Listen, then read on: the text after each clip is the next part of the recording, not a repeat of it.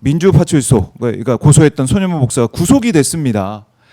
아마 여러 가지 이제 감회가 생겼을 네. 것 같아요. 어떠십니까?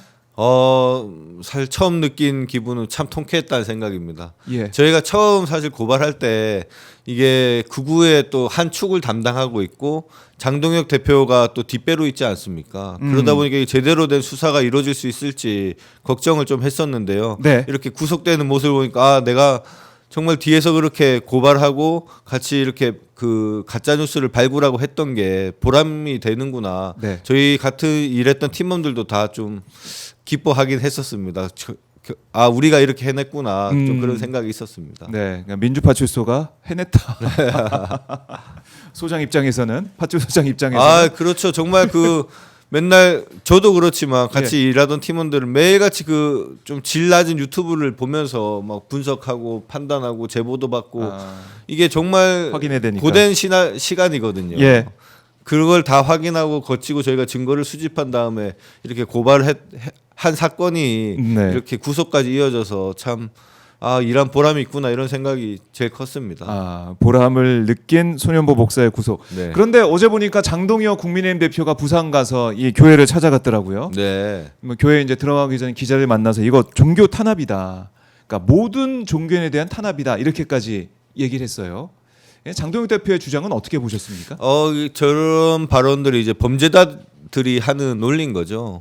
어떻게 종교인이라고 해서 범죄를 저질렀을 때 처벌을 안 받을 수는 없죠. 그 당연히 종교인이라고 하더라도 우리 헌법과 형법이 정하는 법안 테두리 내에서 종교 활동을 당연히 해야 되는 거고. 네. 지금 손현보 목사 같은 경우에는 사전 선거 운동과 허위사실 공표 그리고 종교 시설 내에서의 그 정치 활동이 너무나 명백합니다. 본인이 스스로 유튜브를 찍어서 그 다 공개를 했기 때문에요. 그런 부분에 대해서 당연히 법적 처벌을 받을 수가 있는 거고 특히나 정교 분리의 원칙은 우리 헌법에서 규정하고 있는 원칙입니다. 네. 정치와 종교가 결합하면 그 나라는 망할 수밖에 없다고 보고요. 지금 장동혁 대표의 주장은 정말 우리나라 의 질적 수준을 떨어뜨리는 그런 주장이라 생각하고 지금 저 발언뿐만 아니라 유튜브 보면 직접 그 세계로 교회에 가서 맞아요. 무슨 무슨 설교 비슷하게 하더라고요. 저는 저게 과연 우리나라를 전체를 대표하는 한 정당의 대표인지 아니면 그 세계로 교회의 뭐 네. 목사나 장로인지 참 의문스러운 생각입니다. 저도 개인적으로 교회를 다니고는 있는데요. 제가 다니는 교회 목사님께서 말씀하실 때는 네. 정말 그 사랑을 베풀고 실천하는 게 진정한 믿음이고 그게 하느님이 바라는 거다라고 말씀하시는데 저기는 그 손현보 목사 같은 경우에는 뭐 이재명이 되면 나라가 망하느니 뭐 무슨 동성애자 30%를 공무원으로 채용하겠느니 정말 말도 안 되는 가짜 뉴스를 퍼뜨리고 낙선 운동을 한 사람입니다. 당연히 충분히 뭐 구속되는 게 마땅하다고 생각됩니다. 그래요. 장동혁 대표가 어제 이제 교회에서 예배 이제 시작 전에 직접 성도들 앞에서 얘기했던 그 영상을 좀 보고 계신데 뭐 전쟁에 능하신 하나님께서 그 싸움을 이기게 하실 것이다 뭐 이런 얘기도 하고 아유 참 저도 뭐 싸우자 뭐 이런 얘기를 보다가 참 답답해서 좀 나오긴 했는데요. 네. 이게 장동혁 대표의 행보 뭐 누가 보더라도 이른바 이제 아스팔트 우파 그러니까 뭐 교인들까지 다 이제 모아서 보수 이쪽 이제 교인들까지 모아가지고 이재명 정권과 싸우겠다 이 얘기를 하는 건데 이런 게 도움이 되겠습니까? 저는 도움이 안 될 것 같은데. 이성적으로 정책과 뭐 정치적 메시지로 더 이상 되지 않으니까 이제 저런 신앙을 빌려서 자기들 세력을 결집하려고 하는 게 아닌가 싶습니다. 전혀 도움이 안 되고 자기들끼리만의 이제 망상과 극우적인 사람들끼리 모여서 네. 전혀 사회에도 도움이 되지 않을 뿐만 아니라 우리나라 정치를 후퇴시키고 있다라고 생각됩니다. 그러니까 우리가 계속 뭐 얘기했던 정광훈 네. 또 이제 이번에 구속된 손현보 이쪽 이 교인 이 세력을 결집해 가지고 장애 투쟁을 나간 게 아닌가 뭐 저는 그런 생각도 들고 당연히 뭐 그렇게 이미 그렇게 하고 있죠. 장애 투쟁을 계속 하고 있고 장동혁 대표 같은 경우에는 지금 합리적인 보수 세력에서도 다 등 돌리지 않습니까? 국민의힘 당에 대해서. 그렇죠. 그러다 보니까 본인도 이제 기댈 수 있는 게 그런 아스팔트 구구밖에 남지 않았나 그렇게 생각되고 네. 국민의힘도 점차 다 구구 세력 쪽으로 지금 흡수되고 있는 게 아닌가 그렇게 보입니다. 네.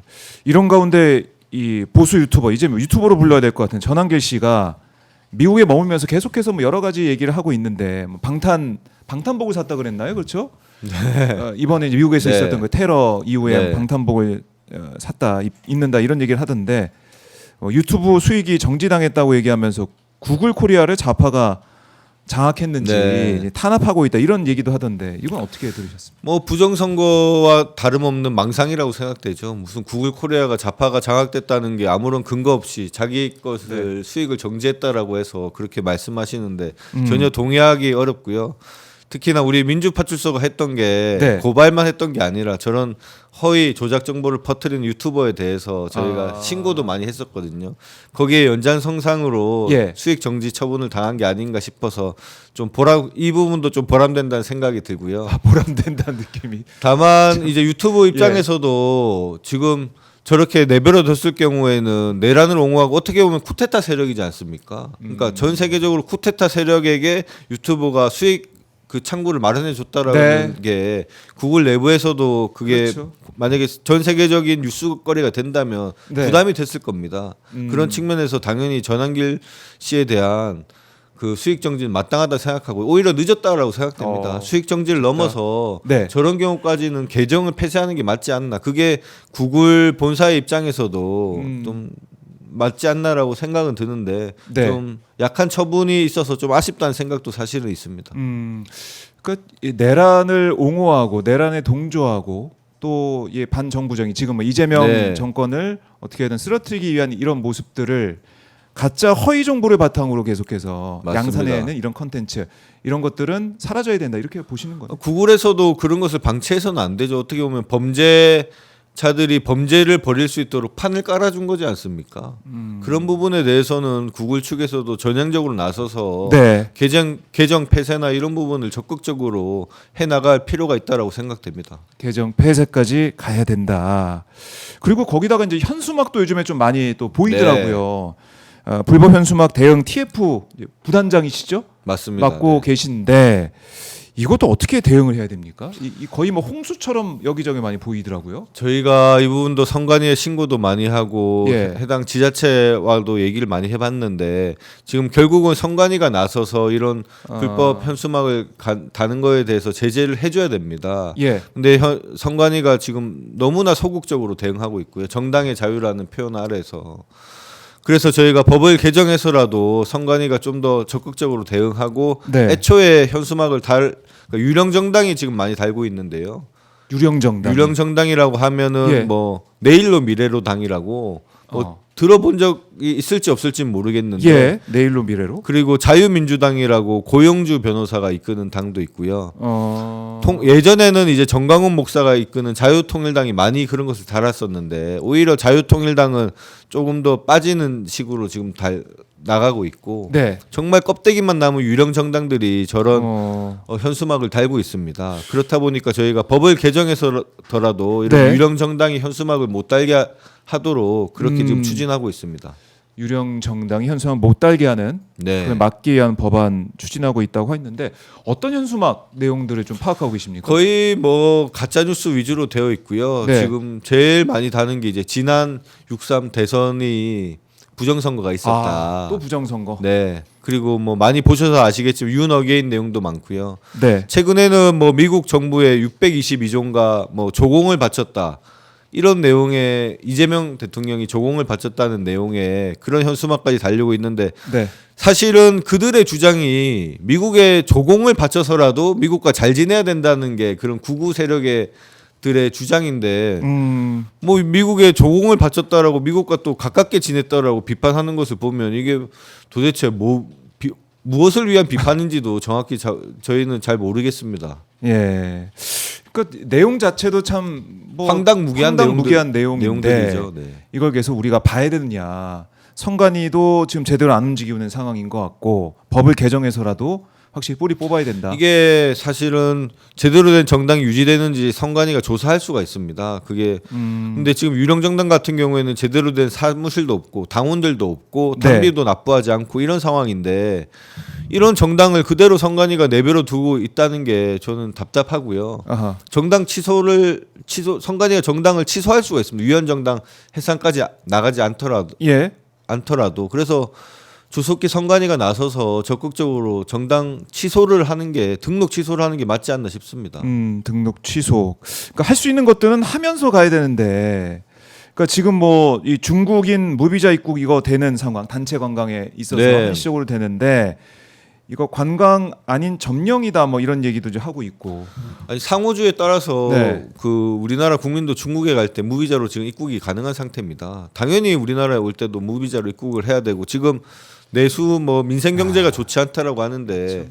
만약에 중국 단체 관광객들이 와서 중요한 우리 거점 상권에서 소비를 한다면 우리나라 이 내수 경기 자체도 상승할 수가 있습니다. 네. 지금 내수 경기가 어렵다 하지만 그 채워줄 수가 있는 게 관광 수요들이고요. 근데 중국 단체 관광이 왔을 때 우리가 좀 불편한 게 있지만 사실은 불편함으로 인해서 다른 또 상권이 살아나는 게 있습니다. 중국 관광객들이나 이런 관광객들이 몰리는 데를 피해서 또 네. 우리 국민들이 소비를 하다 보니까 아. 그렇게 되면 우리나라 소비가 참 순환하게 잘 이루어질 수가 있는데 저런 것들을 통해서 우리나라 경제에도 악영향을 미치고 네. 중국 관광객들 입장에서도 한국에 오고 싶겠습니까? 우리나라에 돈을 쓰러 오는 입장인데 사실은. 그렇죠. 뭐 손님은 왕이다 뭐 이런 얘기가 있듯이 어떻게 보면 우리 대한민국의 요즘에 캐대언도 네, 인기고 맞습니다. 오시는 분들 정말 많은데 그분들을 향해 특히 이제 중국 사람들을 향해서 이런 현수막 이걸 본다면은 중국 사람들 좀 어떤 생각하게 될까? 단순히 정치적인 문제를 넘어서 정말 우리나라 경제까지 악화시키는 정말 좋지 않은 그 현수막이기 때문에 네. 저희가 저런 것들을 조속히 제거할 수 있도록 지금 법 개정안을 냈고 최대한 빨리 통과시켜서 더 이상 이제 저런 현수막에 우리 국민들이 눈살 찌푸리는 일 없도록 그렇게 네. 만들도록 하겠습니다. 그렇습니다. 현수막도 그렇고 이제 명동에서는 아예 뭐 협중 시위까지 네. 있어서 그걸 이제 못하게 이제 막는 상황이 됐는데 이재명 대통령도 언급하더라고요. 이거 큰 문제다. 맞습니다. 사실은 중국 관광객들이 좀 단체 관광 오다 보니까 우리 국민들이 좀 눈살 찌푸리는 일도 없지 않아 있긴 한데 네. 그래도 그분들이 와서 소비를 해줘야지. 우리 지금 자영업자가 너무나 많지 않습니까? 이 자영업자들 소비에도 활성화가 되고 전국적으로 그렇게 된다면 우리 내국민들은 오히려 뭐 다른 곳으로도 새로운 상권을 발굴해서 또 네. 활성화시킬 수가 있고 당연히 우리나라 경제가 활성화되기 위해서는 중국 관광객이든 뭐 어떤 관광객이든 많이 유치하기 위해서 노력해야 될 마당에 지금 협중 시위나 하고 있는 것은 전혀 우리나라 경제에도 바람직하지 않다라고 네. 그렇게 보이고 그런 관점에서 우리 대통령님께서도 지금 뭐 그런 말씀을 하신 것 같습니다. 그래요. 이 사라져서 지금 이런 협중 구호가 사라져가지고 상인들이 이제야 살 것 같다. 네. 우리 국민들이 안도하고 있습니다. 우리 국민들이 중국인 관광객들이 우리나라에 오면 정말 큰 돈을 많이 쓴다고 합니다. 기본적으로 한 500만 원 이상으로 책정하면 된다라고 보면 네. 되는데 그렇게 많은 소비를 하는 관광객들을 우리가 배척하고 밀어낼 필요가 없죠, 당연히. 그러게요. 이것도 우리 국민들께서 이 시위 없어야 된다. 또 현수막 문제 계속해서 지적하고 계십니다.